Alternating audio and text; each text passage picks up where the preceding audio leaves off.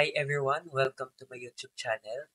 This is not a scheduled video, pero dahil nakita ko yung visuals nitong Mastering Liquidity and isa to sa favorite ko, ituturo ko siya ngayon. Okay? Let's go!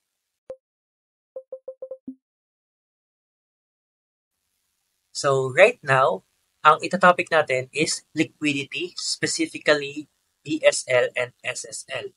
Yung BSL, buy-side liquidity, yan yung mga makikita niyo sa taas. And yung SSL, sell-side liquidity. Yun yung mga nasa baba. Okay? So this is BSL. Yan. Ito.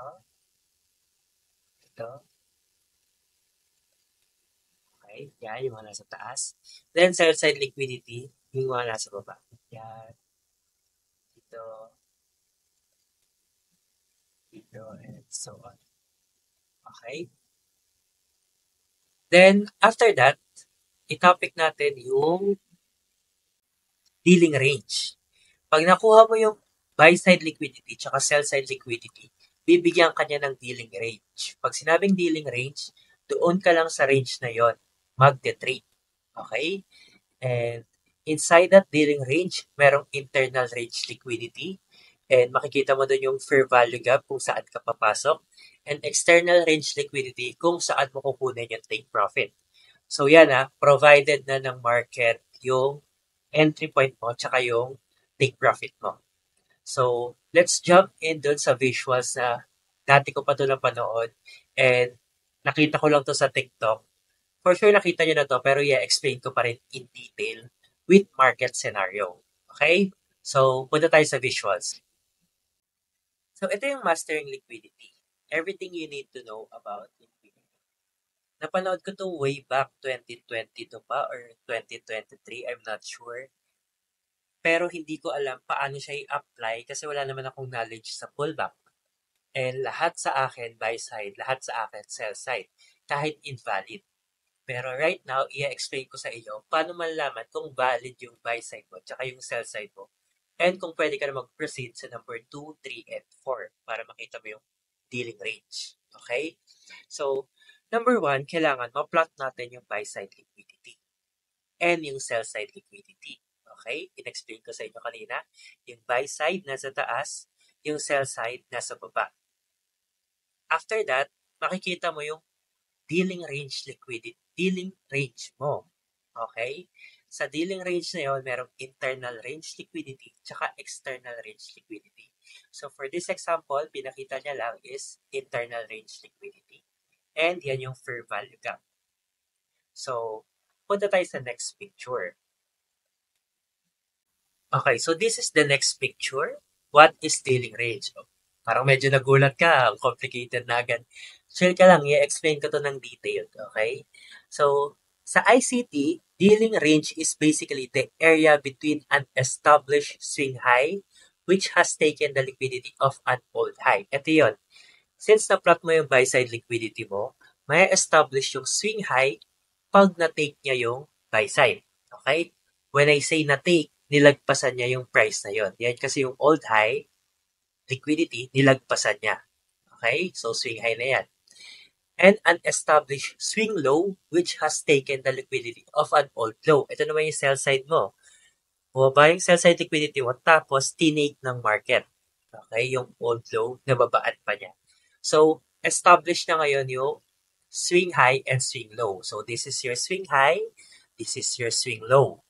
Ano pa yung ibang term dyan? Ayan yung dealing range mo and dealing range mo sa low, dealing range mo sa high. So, ito yung Fibonacci levels and tinuro ko na sa inyo yung premium and discount. So, sa taas, premium yan.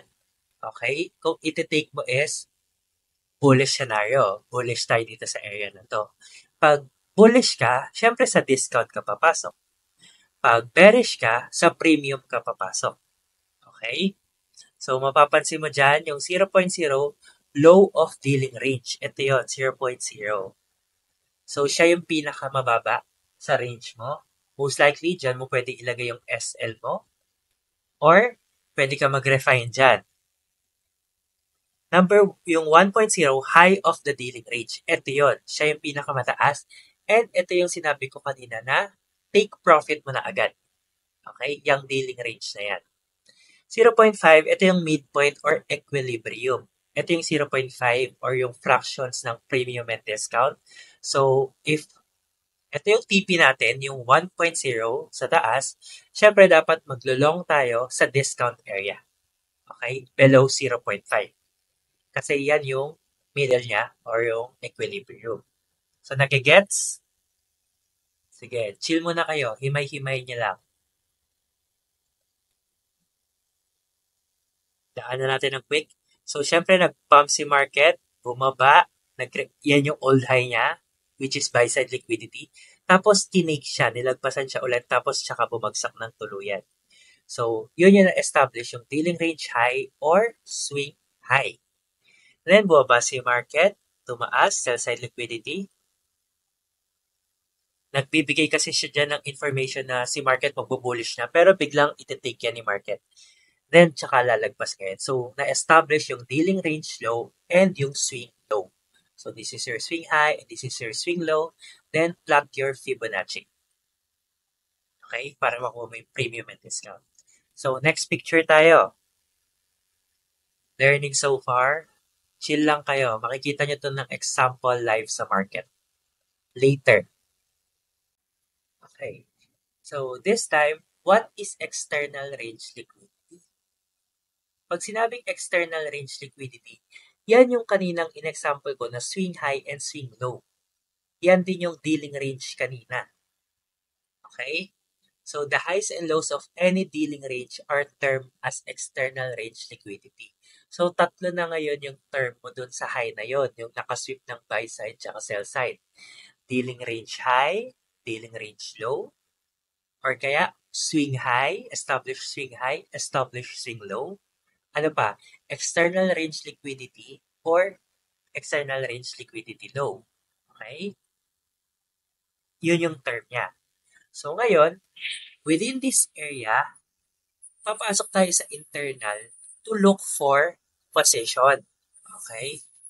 External to Pag sabi external, nasa labas yung liquidity niya. Ngayon, papasok tayo sa loob, internal, para hanapin yung entry point naman natin sa loob na to. So, take note if ikaw mag-short dito, SL mo agad nandyan sa taas. If ikaw maglo-long, dito yung SL mo sa baba. So, next picture tayo. So, next picture is an internal range liquidity. When you say internal range liquidity, this is defined by the fair value gap between the dealing range. Okay? Ibig sabihin, kukunin mo yung fair value gap or yung imbalance between the dealing range. Ito yung low mo kanina, ito yung high mo kanina, then ito yung fair value gap na binigay niya sa atin. Ulit. Ano yung dealing range? Ito yung kanina. Yan. Di ba tatlo term yan? External range liquidity, established swing high or established swing low, or dealing range high, dealing range low. Yan yung tinutukoy niya dito na is defined by the fair value gap between the dealing range. So, yung fair value gap sa loob ng dealing range, ito yon. Okay? Diyan ka mag-entry. Diyan yung pasok mo sa market, sa fair value gap na makikita. Okay?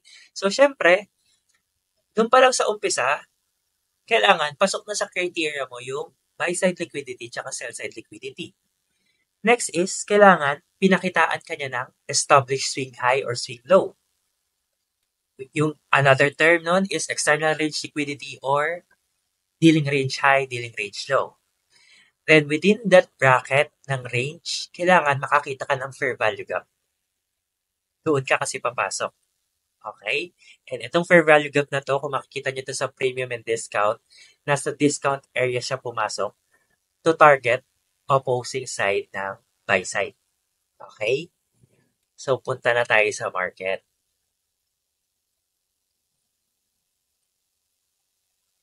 So, ngayon, andito na tayo sa market. And nakakalito, after natin aralin yung mastering liquidity na yon, after ko i-discuss yung detail na yon, pagdating mo sa chart, hindi mo na alam kung ano ilalagay mo. Okay? Pag nalilito ka, magsimula ka lang palagi sa number 1. Okay? Kunyari, nalito ka na-lost ka na sa market, balik ka lang sa 1. Ano ba yung criteria ng 1? Kunin mo lang yung buy side and sell side liquidity.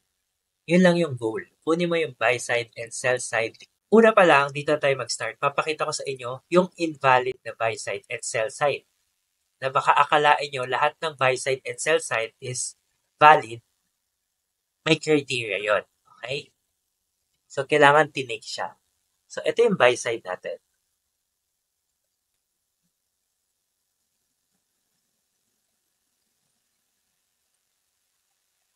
And ito yung sell side.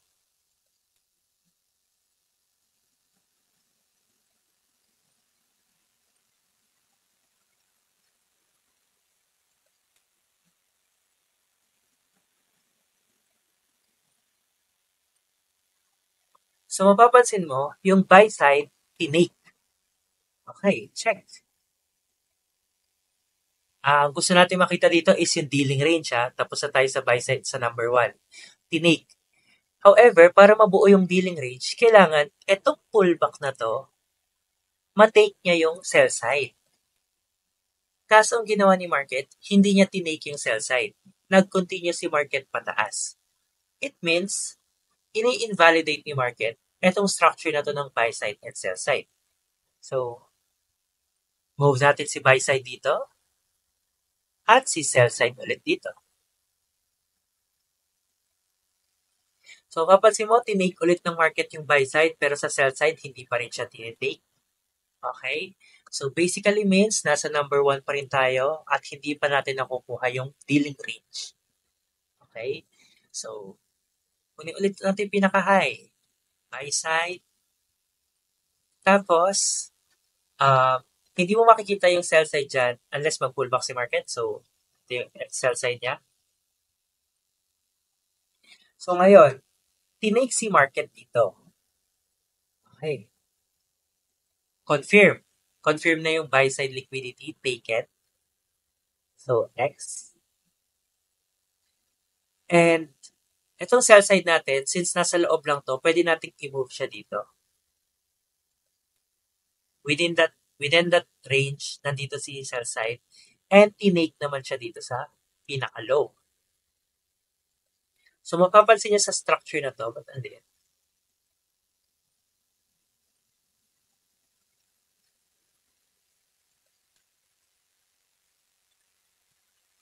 So, mapapansin niya sa structure na to, etong market na to, sinip niya si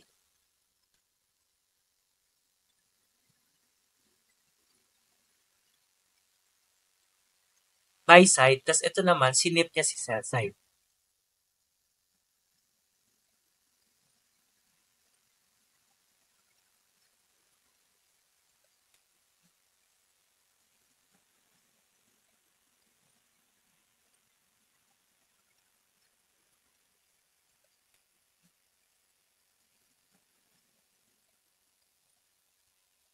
Okay, ayan. So, medyo naliwanagan na ba kayo?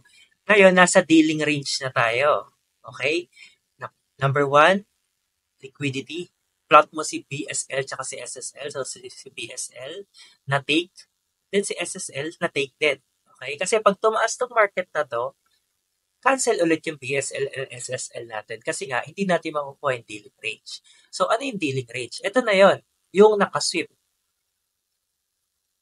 So, pangalan na natin na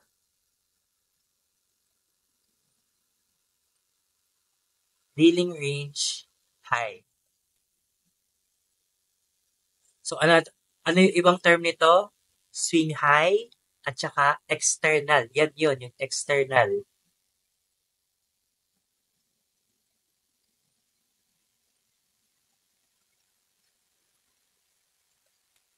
Okay?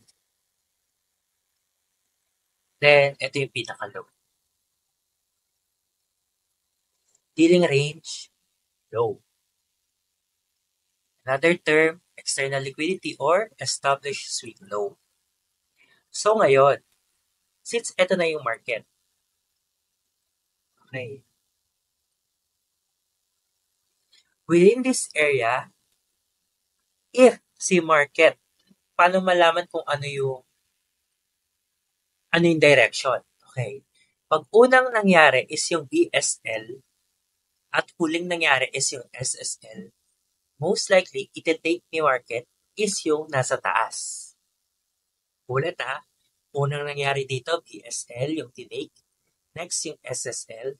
It means babalik si market doon sa taas, sa dealing range high natin. Okay? So, learning so far. So, since na-establish na natin yung dealing range natin, at yung number 4, okay, 4 pala muna dapat pa.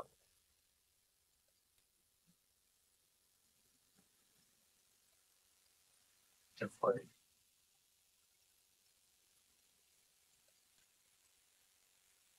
So, since nakuha na yung liquidity, BSL and SSL, second dealing range. Then, number 3, external range liquidity. Yun yung TP, okay? So, ito yung TP natin.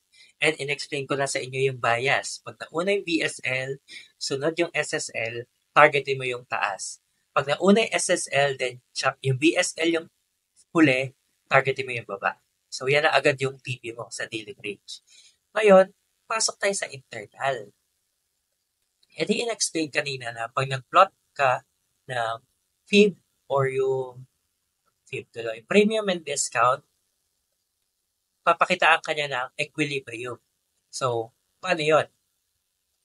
Sige, premium and discount tayo. Gamitin ko lang itong cutbacks. From dealing range high to dealing range low.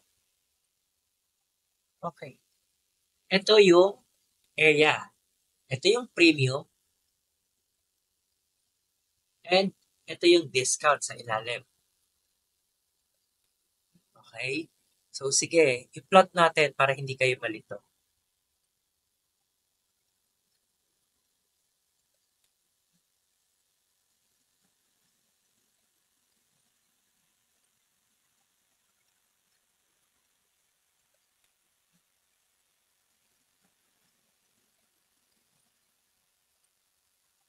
Letter P na lang pwede. Premium. Color green. And dito sa ilalim is discount. Ang letter. Okay? Siyempre red.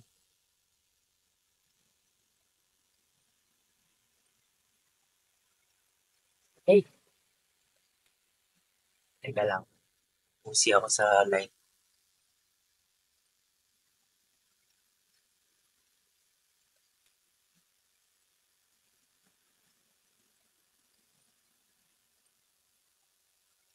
Okay. So, ito yung premium and ito yung discount sa ilalim. Okay, below 0.5 discount, above 0.5 premium. Ngayon, kanina, sinabi ko na if una yung buy side and second yung sell side, targetin mo is yung bullish. So, kung bullish ka, sa discount ka maghahanap, and kung bearish ka, na una yung sell side, next yung PSL, sa premium ka maghahanap.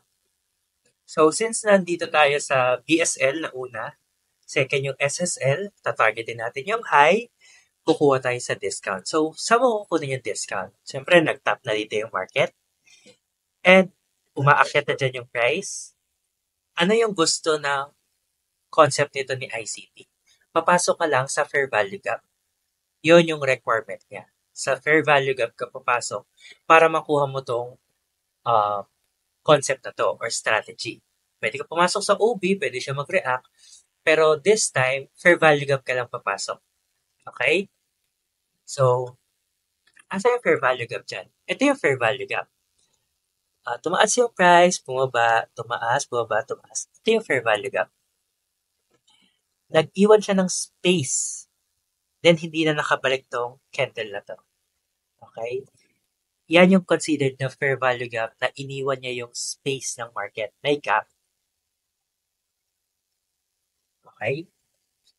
So, instead na sa premium and discount na concept na tinuro ko sa inyo, ang pasok nyo is anywhere dyan sa POI or OTE, tapos TP nyo dyan.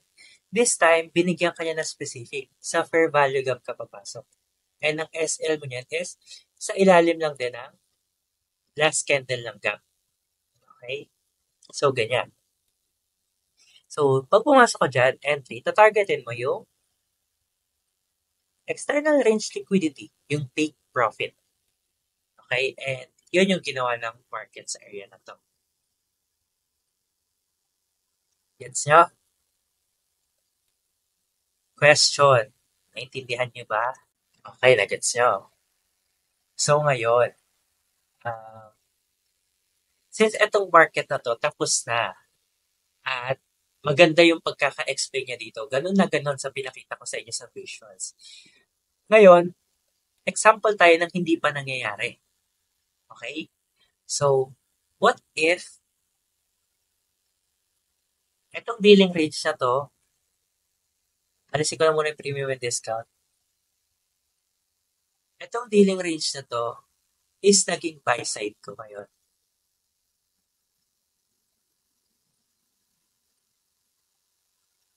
Init na. Alisin ko na ito.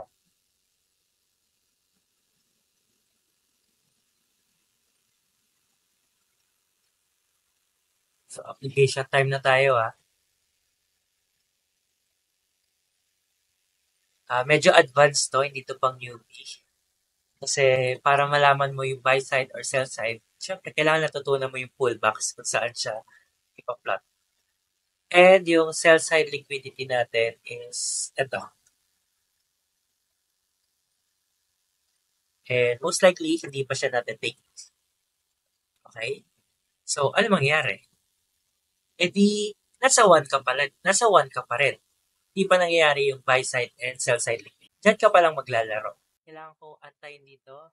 Gawin na natin swing high yung dealing range to So, ang wala pa ako, kailangan matake to ng market, yung sell side. Tapos tumaas. Para makuha ko yung number 2, dealing range ko. Or yung swing low. Okay? So, let's wait for this. Wala pang nangyayari. Kaya, pasok to sa criteria mo at pasok to sa checklist mo. More waiting time nga lang. Yun lang. See you ulit sa next video. Update ko kayo sa mangyayari sa market scenario na to.